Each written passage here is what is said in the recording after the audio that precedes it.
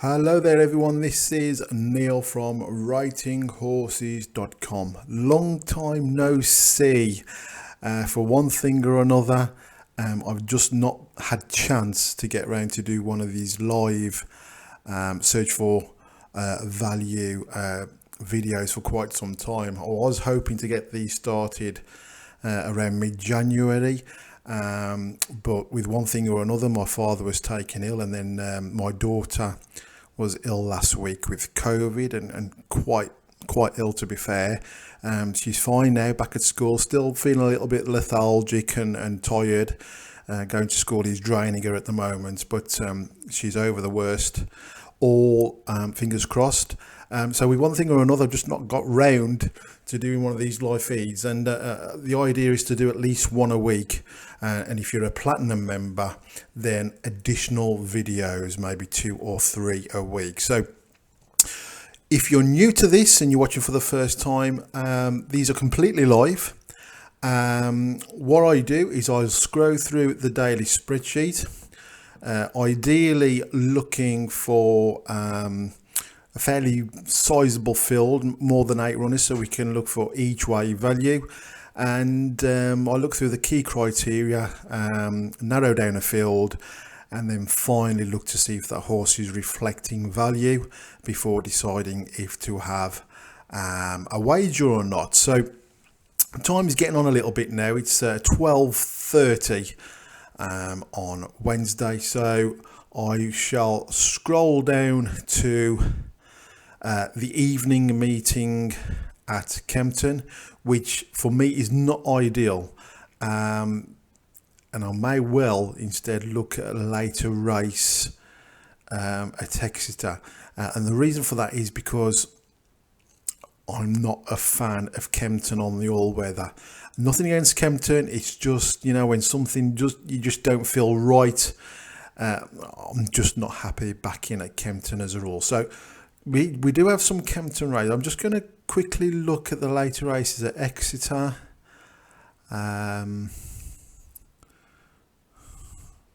Let's also look at Leicester later today.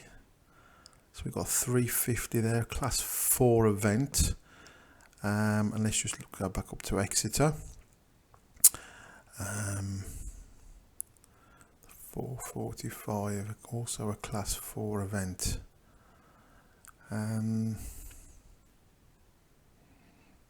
Getting back down to Leicester to see what, and this is one of the key things when you know, I don't know, I think there's about 4 meetings today, so that would be around 30 races. You know, there's no point looking at every single race in detail. You really do need to quash the amount of races you look at and then really concentrate on those specific races, and even then you may not find anything that pleases yourself. I'm going to go, because I think this looks a slightly more open event, the 350 at Leicester race. And let's see if we can find some value. Okay, so we decided on the 350 Leicester race, the handicap hurdle, class 4 event over 2.5 miles. The going gear is soft, so that is key. And we need to see what sort of horses have reacted on the similar conditions in the past. As you can see from the normal rating, this looks a very open event. Top rated horse, Iron Horse, has 14.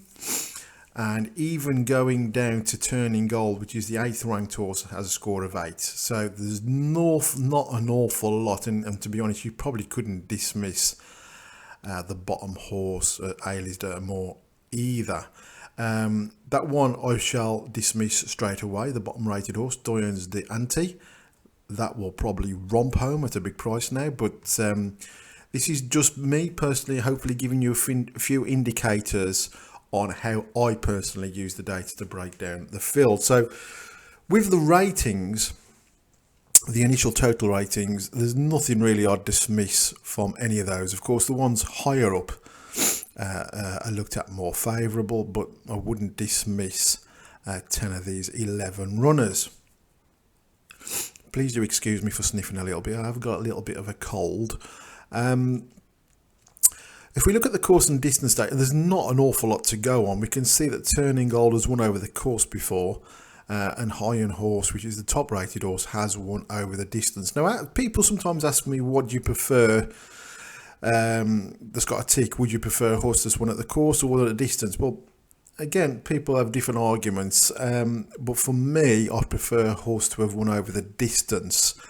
Of course, Leicester is a fairly easy track, and just because Iron Horse has won over 2 mile 4 in the past, it doesn't mean to say it would win over 2 mile 4 at, say, somewhere like Hexham, where it is quite, a tough course. So please bear that in mind. But for me, I prefer that I look favourably on horses that are distance winner over course winners. But of course, those are key criteria. If we look at the OFS, there's not an awful lot between the top 5, with Concrete King having 26.82, but the 5th rated OFS is Iron Horse with 20.82. So not a lot between those top 5, but we can then see that it does drop significantly, 3.82 for the 6th ranked horse. So those top 5 there are favourable looked at for the OFS. Trainers in form, we can see that Iron Horse has a rating of 80, Emphatic Qualm has 71, and all the rest again around the 33, 40, 44 mark. For the speed, they near enough actually mirror the OFS strategy. If you look, the top 5, I believe I'm right in saying, are the same top 5 for the OF strategy. So again, those 5, we could be looking at to narrow the field down to those 5, because those 5 criteria. And if we look at the power rating, again, nearly the same 5, except for Emphatic Qualm comes in at 4th, and Electron Blue is 6th. So nearly again, nearly off the same 5. If we look at actual rating, we can see that Concrete King has a score of 60. Oh, good grief. I'm not even going to attempt to pronunciate that one. Punxsutawney. Take it as you will. That horse is rated 55. Iron Horse rated 51. And then there's quite a drop down to Emphatic Qualm with a rating of 32, although it is 4th rating horse. So what I'm going to do is start making a few notes of some horses. Iron Horse, that one with the really weird name. Grief, take me all day to write it down. One we haven't really mentioned there, but comes out on some key card criteria is Girolamo Cardano. We've also got Concrete King, and I'll put Electron Blue in there alongside Emphatic Qualm, but I will put a couple of question marks over those two as things stand at the moment. Okay, so let's delve a little bit deeper. So we look at the official ratings. We can see that Iron Horse has won off a high of 110. Today's mark is 110. It has been off higher marks over the last 4 or 5 runs. Is not on the track that often, as you can see. It's been 49 days since its last run, but it is 11 years of age. So the trainer there, Richard Phillips, is obviously looking, taking great care over this horse. Pittsburgh, I shall ignore, although it is 2nd rated, although be jointed, as I say, there's not much in there, but those key criteria here aren't very appealing. This one here, we'll just call him Phil, shall we? He's been off a mark of 113 over the last 3 runs, which has seen him come first, fourth and fifth. To date, it's dropped a pound to 112. Girolamo Cardano has been as high as 124, and then has steadily dropped down the weights to 100. He's off £3 less today, 97th, and it has had a couple of thirds there. So the handicapper is giving this horse a little bit of a squeak, and we can see that the jockey today, Archie Bellamy, is taking 7 off. Concrete King was off 107 last time. It's off the same mark today. It came second 44 days ago. Emphatic Qualm, again another horse that's dropped down the weights, is on 105 today, but hasn't shown anything 7th in the last 3 runs. Yeah, Nigel Twiston Davis' horse. Yeah, anything could happen there. Electron Blue, or Bleu, has been off a mark of 122, 109 today. £13 lower, £6 lower than last time, finishing 8th. Hasn't been on the track for over 300 days. So let's just bear those comments in mind, and let's have a look at the lifetime horse stats. Remember, it's soft today. We can see that Iron Horse has not won on today's going from 5 runs. We can see that Phil is 1 from 1 on today's ground, soft. And none of the other horses have won on today's ground. Distance wise, only 1 winner in the field, and we mentioned that earlier. That was Iron Horse, and just 1 win for Turning Gold on today's course. So not an awful lot to get excited about there. If we look at the trainer stats, we can see that Phil's trainer, Brian Ellison, has a 36% strike rate in the last 14 days with 5 winners from 14. So that's a good strike rate. Not too bad is Nigel Twiston Davis and Neil Mulholland, both with a 17% strike rate. And we have Pittsburgh, which we've dismissed that horse anyway. So jockey stats, not too much to really worry ourselves about here. They tend to mirror their trainers, who they ride mostly for. So let's start to build up a bit of a picture now. Iron Horse comes out keying a lot of the data. Trainer is in form. It's a lot. I don't want to get you confused here. If you look at the trainer here, the stats, you can see that Richard Phillips has had no winners in its last 3 in the last 14 days. Okay, so the last 14 days, Richard Phillips has had 3 runners. None of them have won.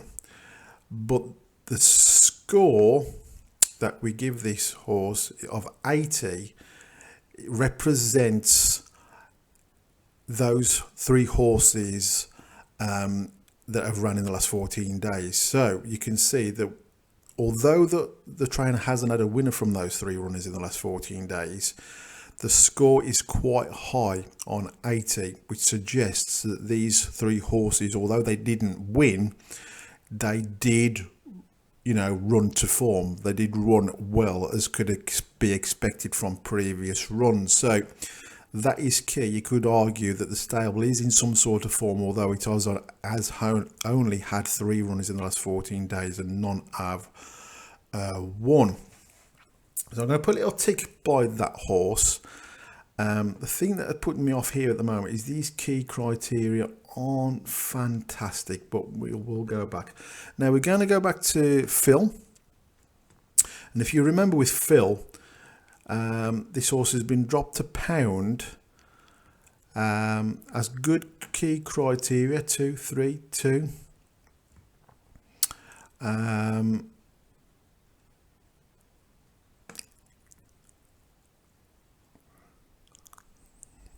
He's a young horse, just 5 years of age. The trainer has been in good form, 5 winners from 14, has the best strike rate of all trainers in this race. Just going to look at the trainer score we get, that's 44. So I think this horse has a little bit of a squeak today. It is the top rated horse and it's carrying 12 stone, which is a lot considering it's soft ground. We've not got much to go on with this sort of data, so I'll just put a little tick next to that one as well. Girolamo Cardano, a 6-year-old, has dropped down in the weights. He's now £24 lower than it was 6 runs ago. No, actually £27 lower. You could argue that the handicapper is giving this horse a chance today, and it's got a further £7 off its back. Hasn't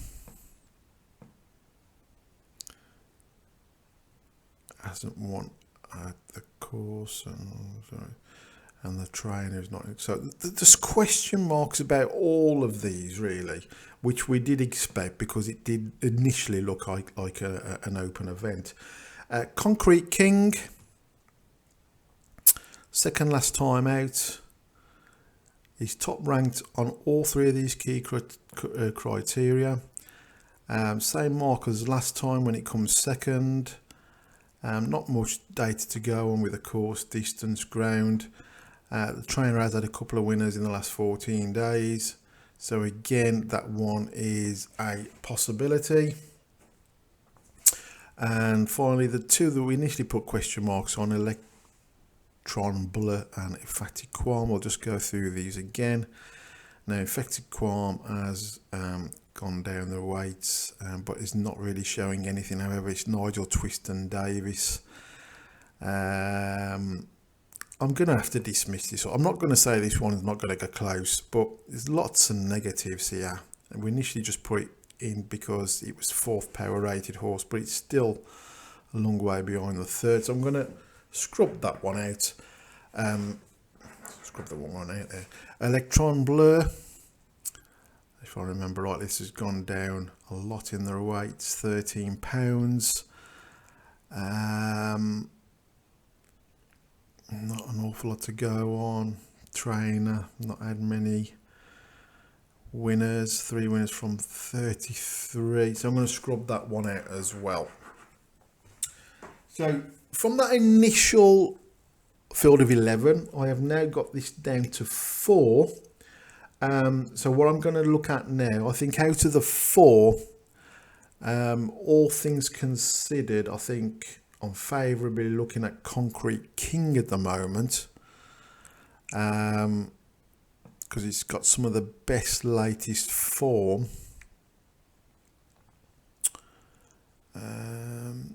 Yeah, but I just want to now have a look at the value. Now, for me, the most important thing about everything is, does the horse offer value? You could have something that you think, God, this looks such a good thing, but it is not offering good value. And if you don't look for value consistently, then you will not make profits over the long term. So these 2 columns here, the odds columns, the forecast and our odds, are very, very important.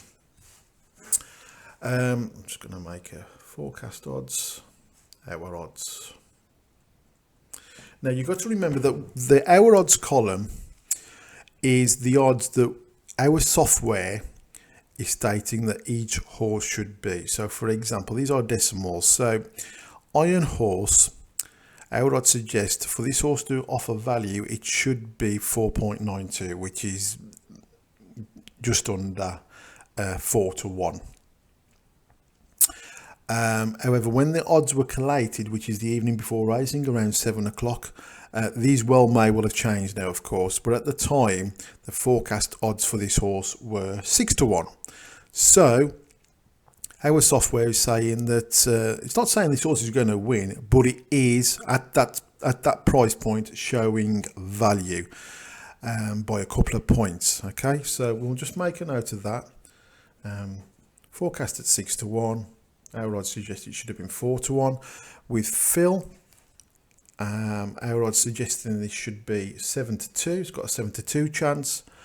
The forecast price was 5 to 1. With Girolamo Cardano, our odds are suggesting this horse should be around 10 to 1 to offer value. This horse wasn't offering anywhere near that at 6 to 1. And finally, Concrete King, our odds suggest this should be around 3 to 1, slightly bigger.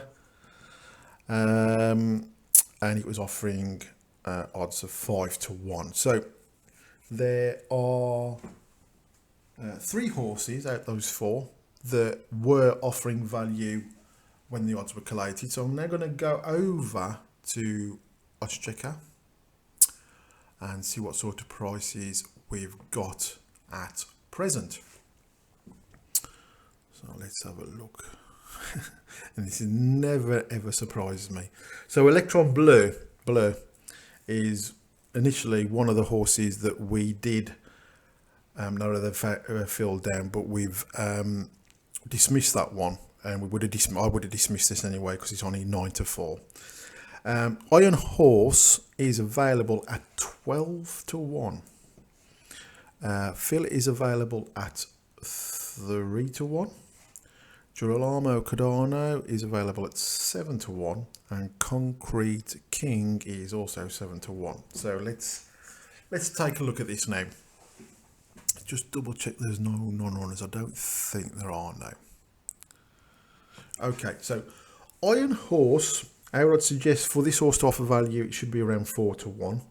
Forecast price last night was 6 to 1. It has since drifted out to 12 to 1. Now, there's 2 ways of looking at this. You could say, well, this is now offering really big value, but why has the horse drifted from last night's price of 6 to 1 out to 12 to 1? It's doubled in price. It's not a good sign, is it? So for me, that is a negative, and I would dismiss that horse for that reason.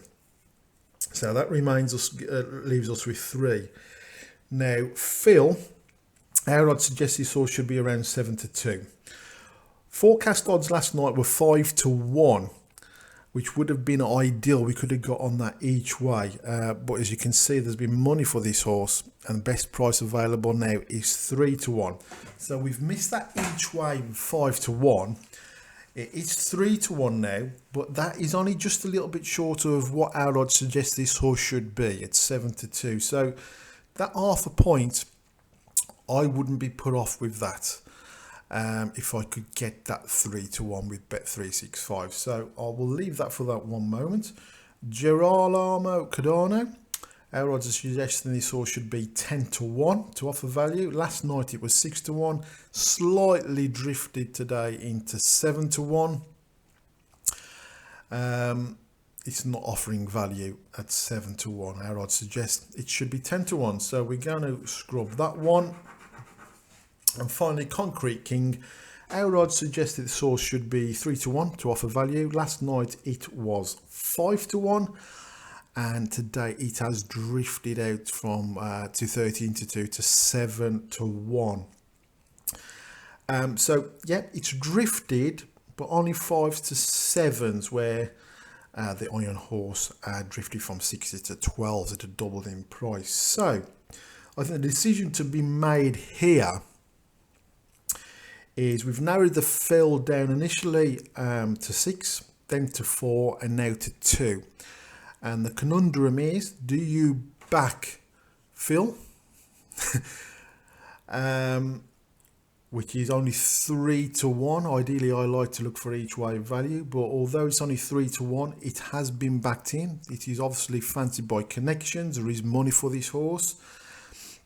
And although ideally we needed to get on it last night at 5 to 1, our odds suggest this horse should be 7 to 2, and it's not too far off that. And as I say, you know, the positives are there is money for this horse. Or we go with Concrete King. Our odds suggest this horse should be 3 to 1, offering value, and of course we can see that it is 13 to 2, 7 to 1. So it is offering value, but it has slightly drifted from the evening price last night, from 5s to 7s. You could back both. You could go win on Phil, each way on Concrete King.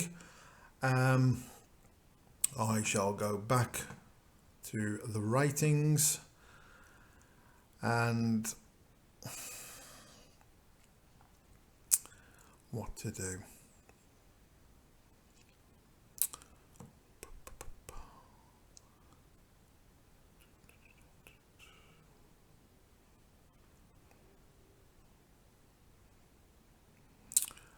Okay. I would normally, I think in this scenario, go for Phil. The only reason I'm not going to is because today this horse is carrying 12 stone. Now, this horse hasn't been on the track for 54 days. It's only a 5-year-old. You know, if any horse can carry 12 stone today and get its head in front, it's more likely to be this one. But for me, on soft ground, I just don't think there's enough value there. Concrete King, again, high in the weights, but I think he's being given a bit of a squeak here. Off a decent, just bear with me, I better hurry up, haven't I? I think, yeah, all things considered, I prefer to go each way. So for me, on this horse, Concrete King, available at 7-1, would be my each way tip. But it is a bit of a tentative vote in what was an open event, and yeah, I should go each way on Concrete King, but at small stakes. Whatever you're betting on, if it's this race or any of the others, the best of luck today. I hope we've given you some indicators on how you can use the data. Of course, everybody's different. Everybody's looking for different things. Some people like to have a really high strike rate and prefer a lot more winners and back win instead of each way. For me, I always look for the value and hopefully each way value. So that's me today, 350 Leicester. We've narrowed that field down finally to Concrete King. There's a bit of a tentative advice. Wherever you're on, the best of luck, and I will be in touch again very soon. Take care. Bye bye.